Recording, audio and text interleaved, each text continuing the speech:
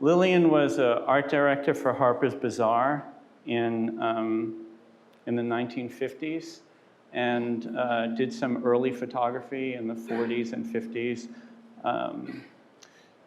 Stopped photographing, and then when she turned 60, she started working with photography again and kind of reinventing and reworking with negatives that she had exposed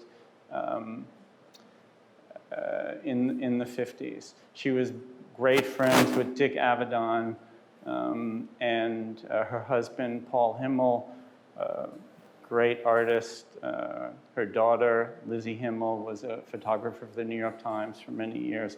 But Lillian, by the way, this is ILFORD multi-grade matte paper.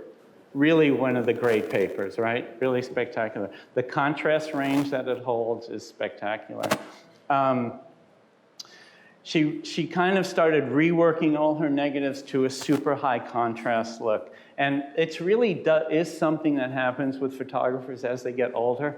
Their visions get contrasty and their look gets very contrasty. I did a set of prints for Helen Levitt for the Philadelphia Museum.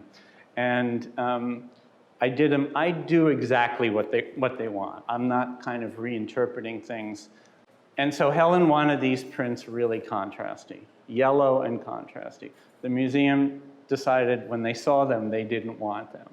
And so they called me and said, well, you know, what's going on? I'm going, you know, it's really something that happens with people, and I see it with everyone. You get to be 80 years old and things, you want them contrastier. Whatever happened to Lillian, her vision was kind of instilled early on. This is, again, work that she shot in the 50s.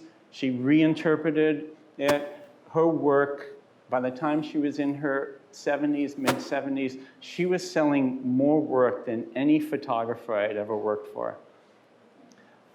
In her 80s, this is spectacular, right? This is all done with bleach, right? So we're bleaching the print, we're taking out parts of the image.